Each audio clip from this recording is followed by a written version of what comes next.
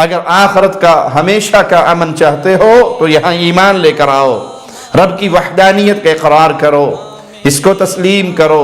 آپ کسی غریب کی مدد کر رہے ہیں اور ایسے خفیہ طریقے سے کر رہے ہیں کہ کسی کو پتہ ہی نہیں۔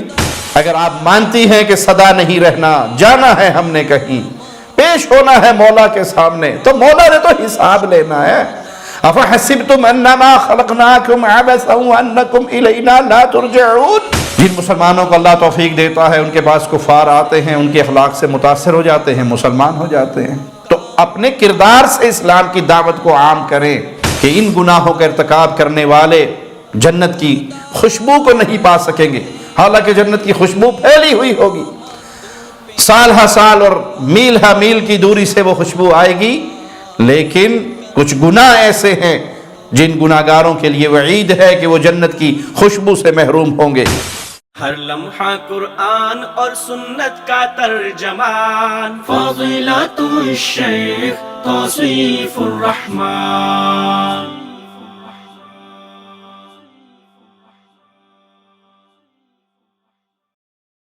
السلام علیکم ورحمۃ اللہ وبرکاتہ۔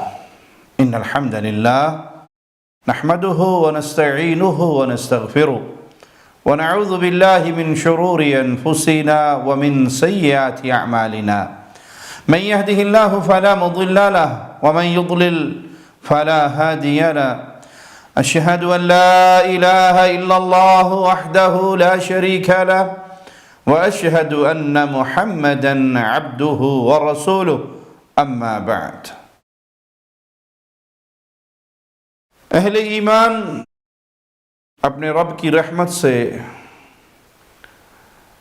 جنت کے مہمان بنیں گے تو جنت میں ان کے لیے وہ نعمتیں ہوں گی جن نعمتوں کو نہ کسی آنکھ نے دیکھا، نہ کسی کان نے سنا، نہ کسی کے دل و دماغ پہ اس کا تصور آیا۔ ان کے اعلیٰ محلات ہوں گے، بالا خانے ہوں گے۔ مالک اہل جنت کو کیا کچھ عطا فرمائے گا؟ آئیے مالک کا فرمان سنتے ہیں۔ لیکن الذین اتقوا ربهم لهم غرف من فوقها غرف، لیکن جو لوگ اپنے رب سے ڈر گئے، یہ ہے بنیادی چیز، اللہ کا ڈر، اللہ کا خوف، اللہ کا تقوی۔ اللہ ہم سب کا دل اس تقوی کی دولت سے مزین فرما دے۔ ان کے لیے بالا خانے ہیں، ان کے اوپر اور بالا خانے ہیں، مبنیۃ تجری من تحتها الانہار، نیچے بھی بالا خانے، اس کے اوپر بھی بالا خانے بنے ہوئے ہیں جن کے نیچے سے نہریں بہتی ہیں۔ وعد اللہ، یہ مولا کا وعدہ ہے۔ اے دنیا میں رہنے والو، یہ زندگی اللہ کے حکم کے مطابق گزار کر آؤ تو تمہیں جنت میں محلات ملیں گے، بالا خانے ہوں گے جن کے نیچے نہریں بہتی ہوں گی۔ یہ رب کا وعدہ ہے۔ لا یخلف اللہ المیعاد، اللہ اپنے وعدے کے خلاف نہیں کیا کرتا۔ جو رب وعدہ فرما لے وہ اپنی رحمت سے پورا فرماتا ہے۔ اللہ اپنے وعدے کے خلاف نہیں کیا کرتا۔ ایک اور مقام پہ مالک کا فرمان ہے، سنیے۔ وَمَا أَمْوَالُكُمْ وَلَا أَوْلَادُكُمْ بِالَّتِي تُقَرِّبُكُمْ عِنْدَنَا زُلْفَىٰ، تمہارے مال، تمہاری اولاد، تمہارے بیٹے، یہ تمہیں ہمارے قریب نہیں کریں گے، اس کی بنا پر قیامت کے دن درجات یا قربت نہیں ملے گی۔ ہاں، وہاں کسی سے ملے گی۔ قربت کے ذرائع کیا ہیں؟ إِلَّا مَنْ آمَنَ وَعَمِلَ صَالِحًا فَأُولَئِكَ لَهُمْ جَزَاءُ الضِّعْفِ بِمَا عَمِلُوا وَهُمْ فِي الْغُرُفَاتِ آمِنُونَ۔ اللہ کی قربت چاہیے تو مال دولت اکٹھے کرنے کے لیے اس دوڑ میں اپنا سارا وقت نہ گزار دو، اور یہ نہ سمجھو کہ مال ہے، اولاد ہے تو بس یہ جہاں بھی سکھی تو اگلے جہاں بھی سکھی ہوں گے۔ وہاں اللہ کی قربت کیسے ملے گی؟ من آمن، جو ایمان لے کر آیا، جس نے لا الہ الا اللہ کو پہچانا، جس نے رب کی وحدانیت کو تسلیم کیا اور نیک اعمال کیے، تو یہی وہ لوگ ہیں جن کے اعمال کا دگنا بدلہ ہوگا قیامت کے دن. ایمان لے کر آئے اور نیک اعمال کیے، یہ قیامت کے دن اجر و ثواب میں دگنا بدلہ پائیں گے. کلام الہی کے اس انداز پہ غور کریں، بما عاملوا، ان کو درجات کی بلندی یا اجر و ثواب میں زیادتی. کیوں؟ بما عاملوا، یہ جو دنیا میں کر آئے. تو اگر دنیا کی زندگی پیارے بھائی ایمان سے خالی ہوئی، عمل صالح سے خالی ہوئی، آخرت کی فکر اس کے لیے دل میں کوئی جگہ ہی نہیں، دماغ میں اس کے لیے کوئی سوچ ہی نہ ہو، اور ساری زندگی 2 + 2 4 کے چکر میں گزار دیں، تو پھر وہاں درجات کی بلندی حسب و نسب کی بنیاد پہ تو ہے نہیں. حسب و نسب تو صرف دنیا کا تعارف ہے، دنیا کی پہچان ہے. ان اکرمکم عند اللہ یتقاکم، وہاں تو تقوی کا وزن ہوگا. جو زیادہ متقی ہے، جو اللہ کا زیادہ پیارا ہے، اللہ سے زیادہ ڈرنے والا ہے، وہی اس کا پیارا ہے. تو یہ جملہ بڑا غور طلب ہے. بما عملوا، اس دنیا میں جو کچھ کر کے آئے، ایمان لے کر آئے، توحید کو تسلیم کیا، اس دعوت پر پختہ رہے، اس دعوت کو پھیلاتے رہے، پھر توحید کے ساتھ ساتھ نیک اعمال کرتے رہے. اب ان کو ملے گا کیا؟ وَهُمْ فِي الْغُرُفَاتِ آمِنُونَ، وہ جنت کے بالا خانوں میں امن سے رہیں گے، وہاں انہیں کوئی ٹینشن نہیں. یہ ٹینشنیں سب دنیا کی زندگی میں ہیں، اور دنیا کی زندگی ہے کتنی؟ 60 70 80 سالہ زندگی ختم ہو جانے والی. قیامت کے مقابلے میں تو ایک قطرہ ہے، سمندر کا مقابلہ کیا کرے گا؟ بہت جلدی ختم ہو جانے والی. اگر آخرت کا ہمیشہ کا امن چاہتے ہو تو یہاں ایمان لے کر آؤ، رب کی وحدانیت کا اقرار کرو، اس کو تسلیم کرو، اس کے مطابق زندگی گزارو، نیک اعمال کرو، تو پھر قیامت کے دن بالا خانوں میں رہو گے، پر امن کے ساتھ رہو گے. وہاں کوئی بے امنی، کوئی خوف، کوئی ٹینشن وہ نہیں ہوگی. رسول اللہ صلی اللہ علیہ وسلم کا فرمان ہے کہ جنت کے بالا خانے اتنے خوبصورت کہ اس کے اندر سے باہر اور باہر سے اندر صاف دکھائی دیتا ہوگا.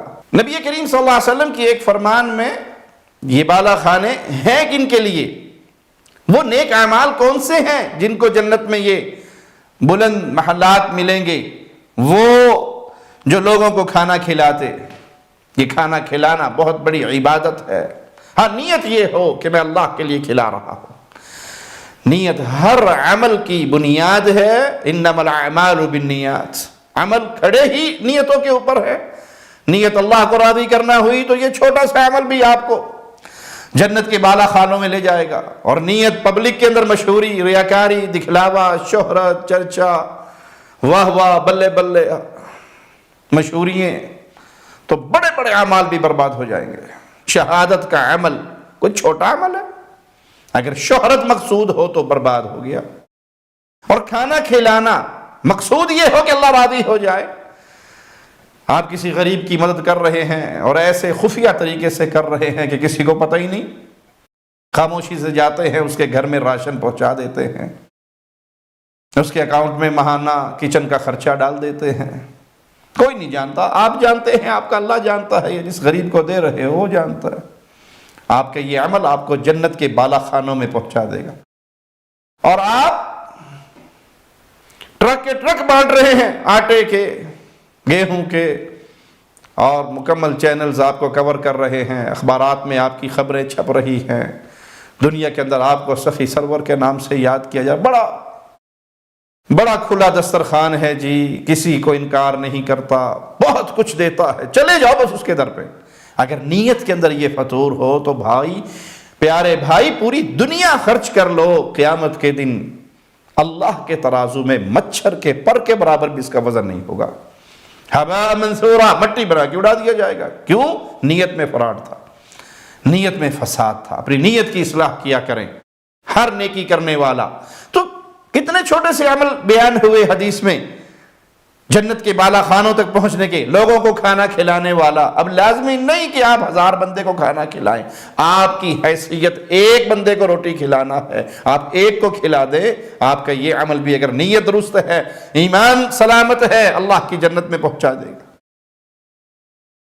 لوگوں کو سلام کرنا یہ نہیں ہے کہ اپنے معیار کے لوگوں کو سلام کرنا، چودھری صاحب صرف چودھریوں کو سلام کریں گے، کوئی تیلی آ گیا، کوئی کمہار آ گیا، کوئی جولاہا آ گیا، کوئی کمزور ذات کا، کوئی کمزور حیثیت کا آ گیا تو اس کی طرف منہ ہی نہیں کرنا۔ مجبوراً کہیں ہاتھ ملانا بھی پڑ جائے چودھری صاحب کو تو 3 انگلیاں دے کے منہ ادھر کرتے ہوئے اشارے سے آگے بھیج دینا، یہ حال نہ ہو، وہ سلام کرے، مومن ہے، مومن پر سلامتی ہے، السلام علیکم ورحمۃ اللہ وبرکاتہ، سلام کو پھیلائے۔ یہ سلام کو پھیلانا، یہ غریبوں کو کھانا کھلانا، اور جب رات کو لوگ سو رہے ہو وہ کچھ وقت نکال کے ضرور مصلی پہ سوار ہو جائے، اپنے رب کو منانے کے لیے راتوں کو کچھ نہ کچھ وقت وہ مصلی پہ گزارے۔ یہ 3 عمل حدیث میں بیان ہوئے، جنت کے بالا خانوں تک پہنچا دیں گے آپ کو اللہ کی رحمت سے۔ ایمان سلامت ہو، عقیدہ درست ہو، راستہ جس پہ آپ چل رہے ہیں وہ صراط مستقیم ہو، فرقوں میں نہ بٹے ہوئے ہوں، گمراہیوں میں نہ ڈوبے ہوئے ہوں، شریعت کی اصل تعریف سے بے خبر نہ ہو، بلکہ شریعت کو پہچان لیا، توحید کو پہچان لیا، نبوی راستے کے راہی بن گئے۔ اب غریبوں کو کھانا کھلا دیں، لوگوں میں سلام کو عام کریں، راتوں کو کچھ لمحات اللہ کے سامنے تہجد پڑھتے ہوئے گزار دیں، آپ سلامتی کے ساتھ اللہ کی جنت میں داخل ہو جائیں گے۔ اور اہل جنت جب اپنے جنت کے گھروں میں جائیں گے تو انہیں کسی سے پوچھنا نہیں پڑے گا میرا گھر کون سا ہے، میری حور کون سی ہے، میرا محل کون سا ہے، میرا مقر کون سا ہے۔ جیسے بندہ جمعہ پڑھ کے واپس نہیں آتا اپنے گھر کو دنیا کے اندر، ایسے جب وہ جنت میں داخل ہوں گے انہیں کہا جائے گا جاؤ اپنے گھروں میں داخل ہو جاؤ، تو اس طرح وہ اپنے گھروں کو پہچانتے ہوں گے جیسے تم دنیا میں اپنے گھر کو پہچانتے ہو، اور اس طرح وہ اپنے گھروں میں داخل ہوں گے۔ مالک کا فرمان سنیے، والذین قتلوا فی سبیل اللہ فلن یضل اعمالہم، جو لوگ اللہ کے راستے میں قتل ہو گئے، شہید ہو گئے، اللہ ان کے اعمال کو ہرگز ضائع نہیں کرے گا۔ اللہ کے راستے میں شہید ہو جانا بہت بڑا عمل ہے، اللہ تجھے تیرے پیارے ناموں کا واسطہ ہے، جب تک زندہ رہیں لا الہ الا اللہ کا پیغام دیتے رہیں، توحید کی طرف لوگوں کو بلاتے رہیں۔ اے اللہ جب موت دینا اسی توحید کو پھیلاتے ہوئے، اسی لا الہ الا اللہ کو عام کرتے ہوئے، اہل شرک کے ہاتھ سے شہادت کی موت دینا۔ مولا فرماتا ہے جو ہمارے راستے میں شہید ہو گئے ہم ان کے اعمال کو ضائع نہیں کریں گے، سَيَهْدِيهِمْ وَيُصْلِحُ بَالَهُمْ، وہ جلد ان کی رہنمائی کرے گا اور ان کے حال کی اصلاح کرے گا۔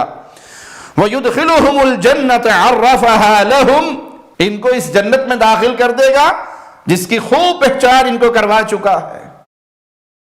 امام مجاہد رحمہ اللہ اس آیت کی تفسیر بیان کرتے ہوئے فرماتے ہیں اہل جنت خود بخود اپنے گھروں تک پہنچ جائیں گے، گویا وہ ہمیشہ سے انہی گھروں میں رہتے ہیں، انہیں کسی سے اپنے گھر کا راستہ پوچھنے کی ضرورت محسوس نہیں ہوگی۔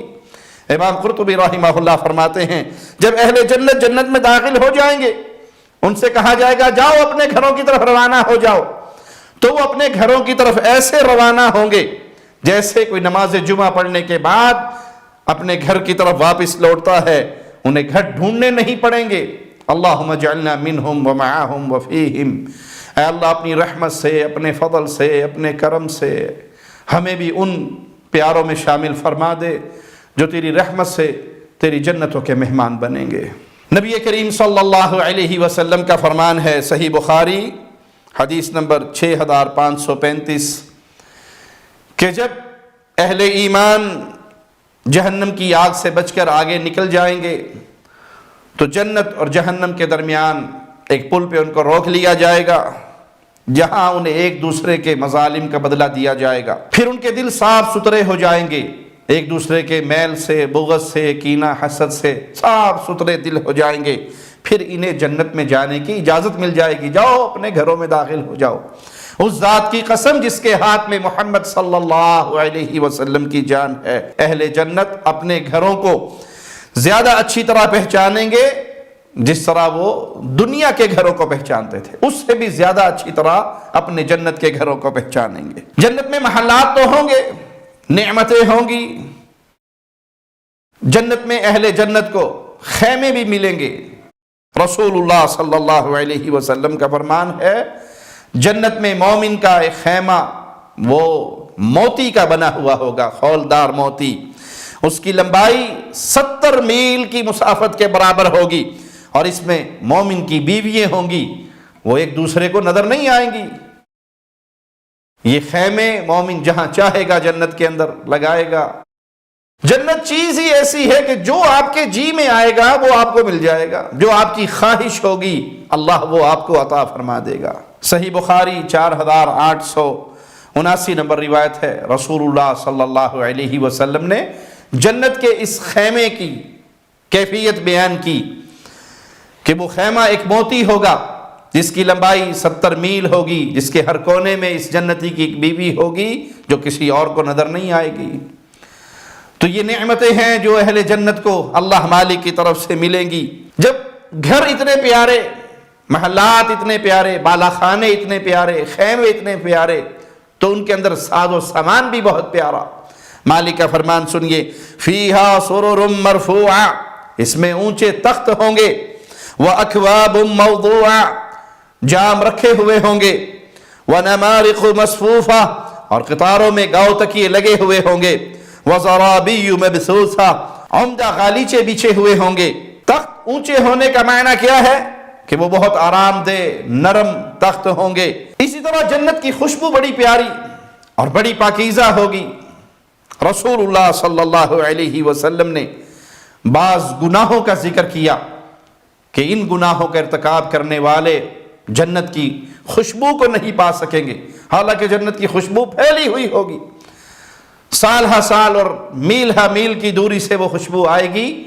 लेकिन कुछ गुनाह ऐसे हैं जिन गुनाहगारों के लिए वईद है कि वो जन्नत की खुशबू से महरूम होंगे। सही मुस्लिम 2128 नंबर रिवायत है, रसूलुल्लाह सल्लल्लाहु अलैहि वसल्लम ने फरमाया, मेरी उम्मत के गिरोहों में से 2 गिरोह जिनको मैंने अभी नहीं देखा, एक वो जो कोड़े उनके हाथ में हैं और लोगों पे जुल्म सितम कर रहे हैं, मार रहे हैं, और एक वो औरतें जो लिबास पहनती हैं लेकिन वो लिबास उनका सतर नहीं ढांपता, तन नहीं ढांपता, जिस्म नहीं ढांपता, बल्कि उस लिबास पहनने के बावजूद वो बरहना है, वो नंगी हैं। वो मर्दों को अपनी तरफ माइल करेंगी और सर को यूं हिला हिला कर चलेंगी जैसे बुख्ती ऊँटनी की कोहान चलते हुए दाएं बाएं हिलती है, हरकत करती है। दोनों किस्म के लोग जन्नत में नहीं जाएंगे, ना उसकी खुशबू पाएंगे, हालांकि जन्नत की खुशबू तो दूर दूर तक फैली होगी।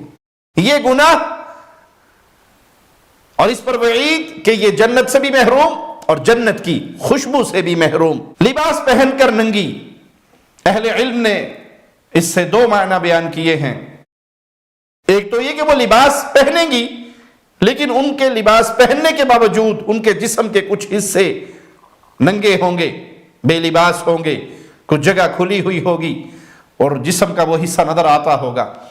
या ऐसे बारीक और तंग लिबास होंगे कि लिबास का मायना है सतर का ढांपना, लेकिन वो लिबास इतना बारीक है, शफाफ है, तंग है, टाइट है कि उसके पहनने से बजाय जिस्म छुपने के जिस्म और ज्यादा वादे होगा, देखने वालों की आंखों में और ज्यादा लज्जत नजर आएगी। उसकी तरफ नजर डालने से लोग ज्यादा तवज्जो से उनकी तरफ नजर डालेंगे, यानी लोगों को अपनी तरफ माइल करेंगी लिबास पहनी हुई, लेकिन लिबास ऐसा है कि उनका जिस्म का अंग अंग नजर आ रहा है। इल्ला मन रहिमा रब्बी, देख लीजिए आज लिबास का हाल, देख लीजिए बाजारों में, घरों में औरतें लिबास पहनी हुई हैं, लेकिन वो लिबास उनके जिस्म के एक एक अंग को जाहिर कर रहा है। आप सादा लिबास लेने के लिए जाएं जो जिस्म को ढांपता हो, जिस्म को छुपाता हो, आपको मार्केट में अच्छी भली मेहनत करनी पड़ेगी तो वो लिबास नहीं मिलेगा। जितना बेहया लिबास होगा उतनी उसकी कीमत ज्यादा, उतनी उसकी डिमांड ज्यादा। और जितना लिबास जिस्म को छुपाने वाला, बच्चियों के लिए लिबास लेने के लिए चले जाएं, पूरी बाजू वाली कमीज आपको ढूंढने से नहीं मिलेगी। आप कहें दुकानदार से कि जी ऐसा लिबास दीजिए जिससे बच्ची का जिस्म पूरा छुप जाए, बाजू में पूरी हो, वो सर से लेके पांव तक आपको देखेगा कि ये पुराने दौर का बंदा अभी तक जिंदा है। अब तो लिबास ही ऐसा मांगते हैं, ये बाजू में ढूंढता फिर रहा है, यहां आधे आधे सीने नंगे हो गए हैं। آپ کہیں جی کہ یہ کپڑا بڑا باریک ہے شلوار کا، اس سے جسم نظر آئے گا، کوئی اور کپڑا دکھا دیں، تو وہ آپ کے منہ کو 2 دفعہ دیکھے گا کہ پتہ نہیں کہاں سے یہ بندہ آیا ہے۔ آج کل تو ڈیمانڈ ہی نہیں ہے، وہ برقعے ہوں، وہ لباس ہو، وہ کپڑے ہوں، وہ گھر میں پہننے والے ہوں، وہ باہر نکلنے والے لباس ہوں، عورت کا لباس فتنہ بن کے مردوں کو اپنی طرف کھینچتا ہے۔ اور وعید کتنی شدید ہے، میری بیٹیاں، میری بہنیں، میری مائیں، اس کو یہ نہ سمجھے کہ مولوی صاحب بڑی سختی کر رہے ہیں، بڑے سخت الفاظ بول رہے ہیں۔ یہ رسول اللہ صلی اللہ علیہ وسلم کا فرمان ہے کہ یہ عورتیں جنت میں نہیں جائیں گی، جنت کی خوشبو کو بھی نہیں پائیں گی، حالانکہ جنت کی خوشبو تو دور دور تک ہوگی۔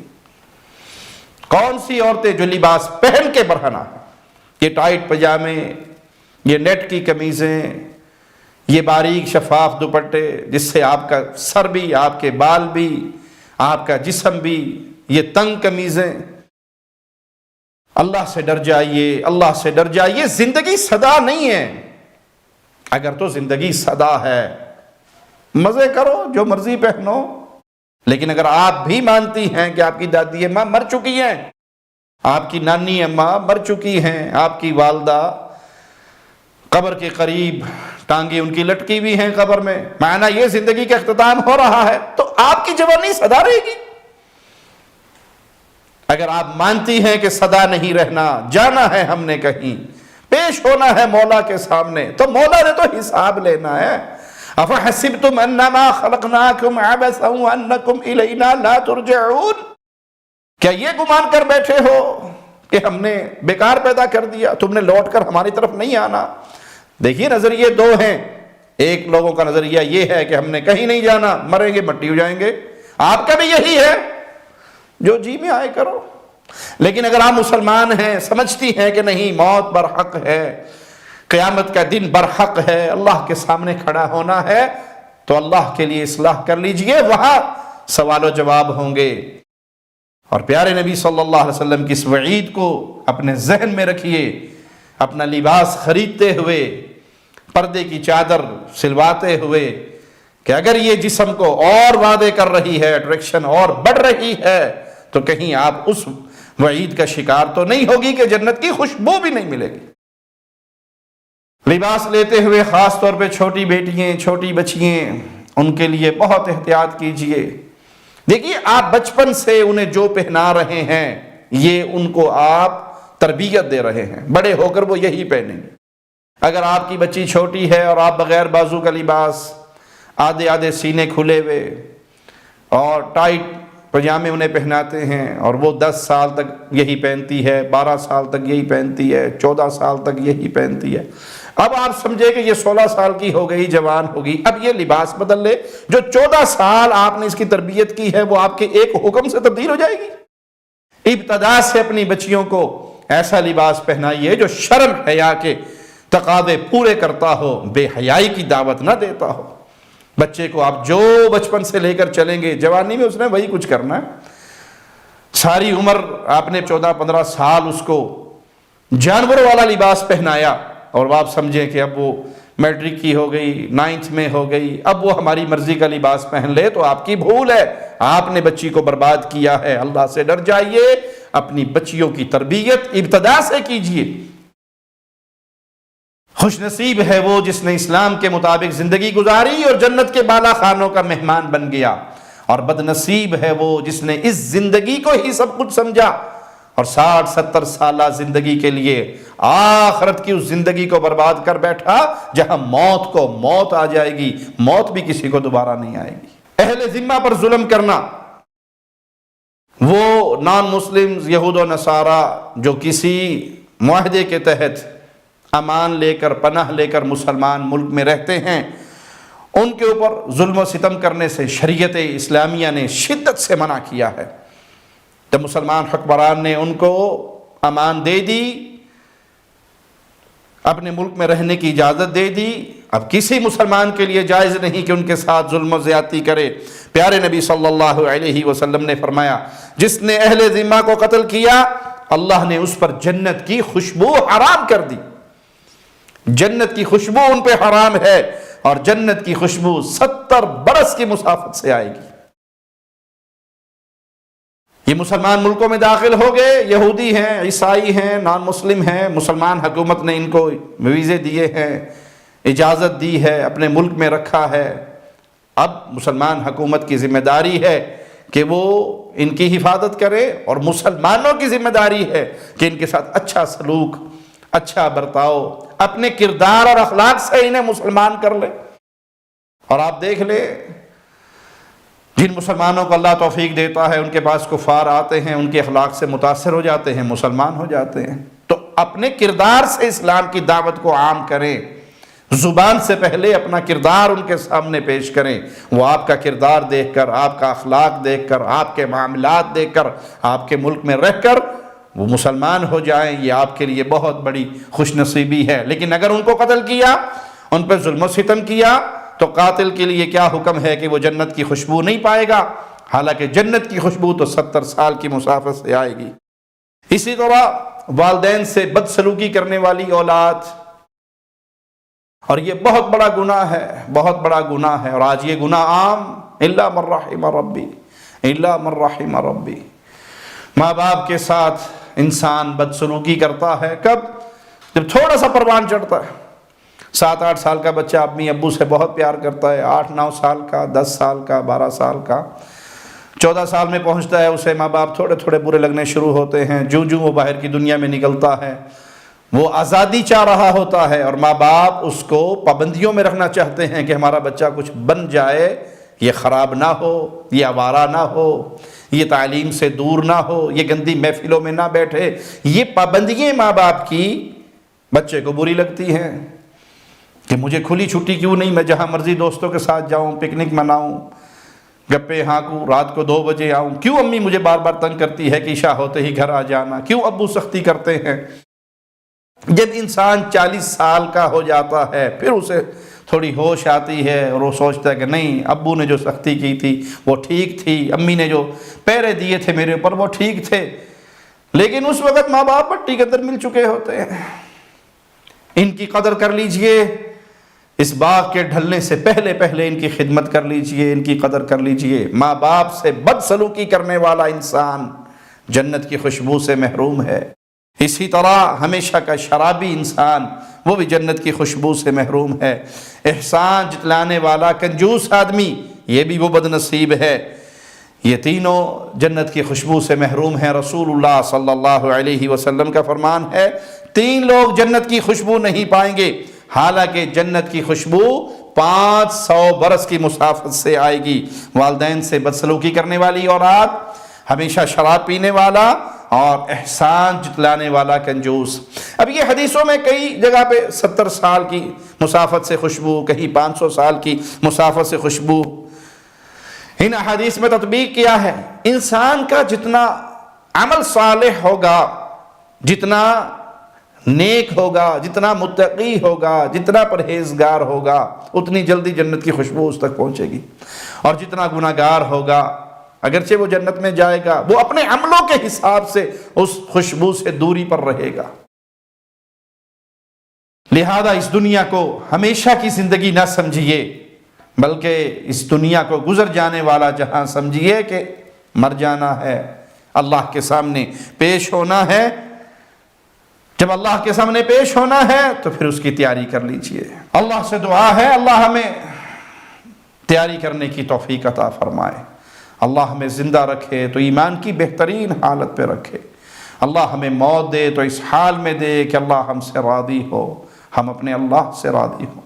اقول قولی هذا واستغفر اللہ لی ولکم ولسائر المسلمین فاستغفروہ انہ هو الغفور الرحیم۔ ہر لمحہ قرآن اور سنت کا ترجمان، فضیلت الشیخ توصیف الرحمان۔